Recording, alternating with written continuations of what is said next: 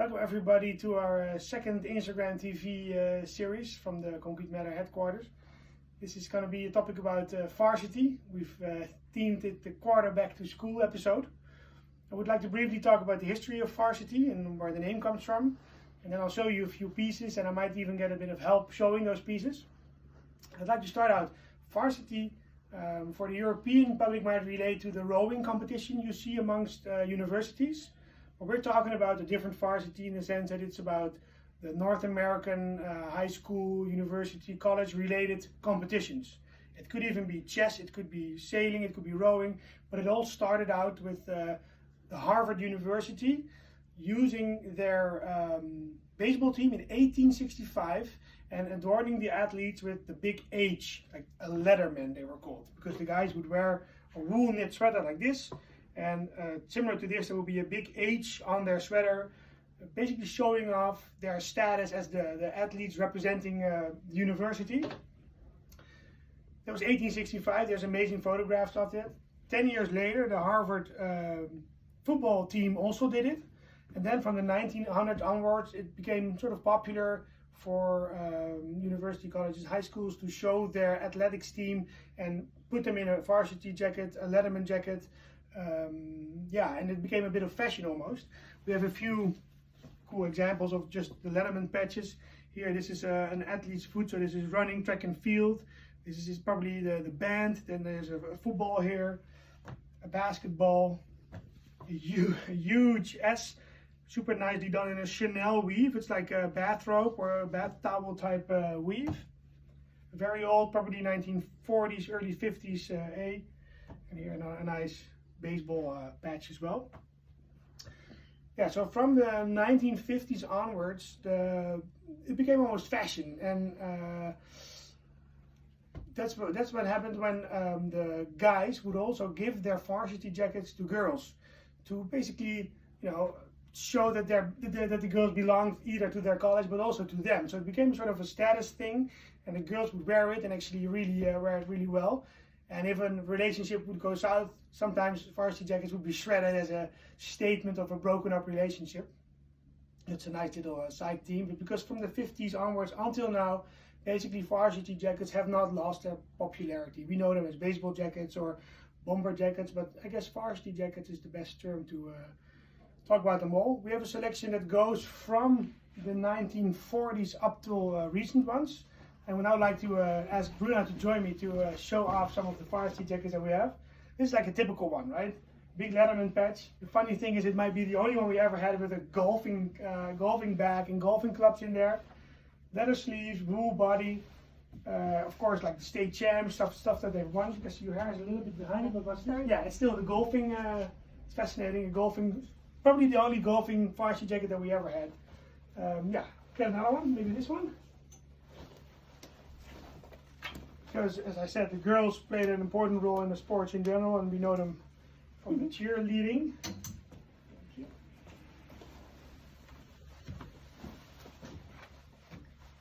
So, funny enough, the model for the cheerleader, you often see this, like a very big hood, or in this case, only like a flap.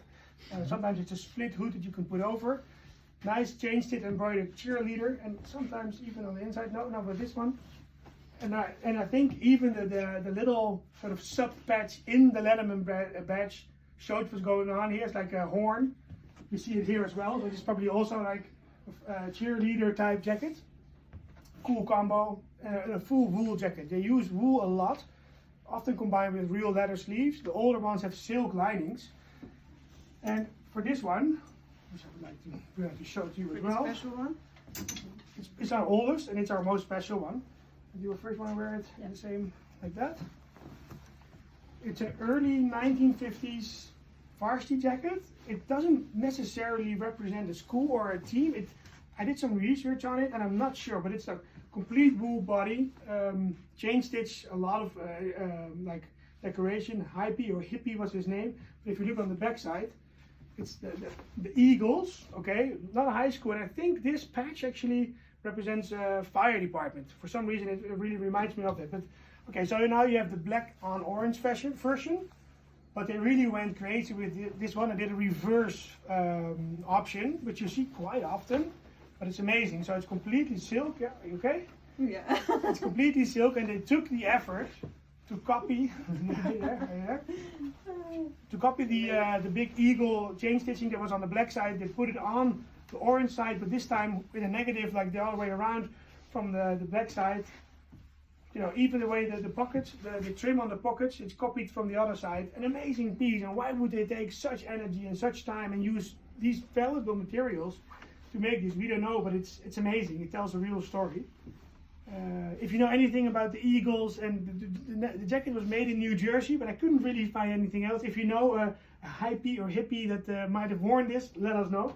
But this is a fantastic statement of, yeah, this type of jacket basically. So this is the reversible Varsity Jacket.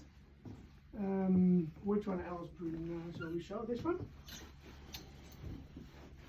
This is a slightly more recent version, probably 1960s, 1970s.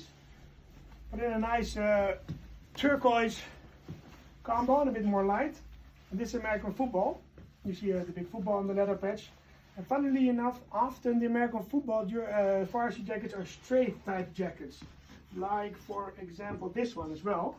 I'm not 100% sure, but this is traditionally the style you see for American football. But then again, it can also be done like that. So we like it. It's not a strict rule. They're playful, they're funny, there are all sorts of different types and versions, and they all have something, I don't know, optimistic, sort of happy days, colorful, America 1950s, the war was over, and I don't know. It's an interesting garment that we really like. Yeah, what else? There is, so the coach would also wear one, of course with the special patch. Yeah, I'll show you some of the more recent ones. This one, for example,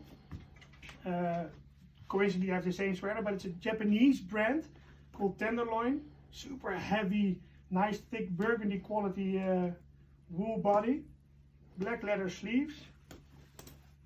And I'll just, so Japan is very good, of course, at copying the whole Americana style. And this is am I good? Yeah. Awesome. So this is a nice jacket, and it's comfortable. The fit is always good. It's warm. It's has something going on to the back as well. And I'll show you one more. It was a nice find. It's one that's from the Dehan Knitting Company, made in Portland, Oregon. Super cool back side on it. Also wool body, super thick real leather sleeves. Looks good. Patches, chain stitching, and an amazing backside, I think. And it's yeah, still made like today and still done. I think this is actually 04, so it could have been 2004. So the Farsi jackets, we have them from the 40s until basically now. And as with our previous video, we will do the discount as soon as this video airs. And if you are looking for another one, if you've seen one on the website that we didn't show today or is not here, feel free to contact us and we can give you more detailed pictures or do a FaceTime shopping show. We'll show it off and we'll help you like that. I hope you've enjoyed our second episode. There's more to come. Bye. See you later.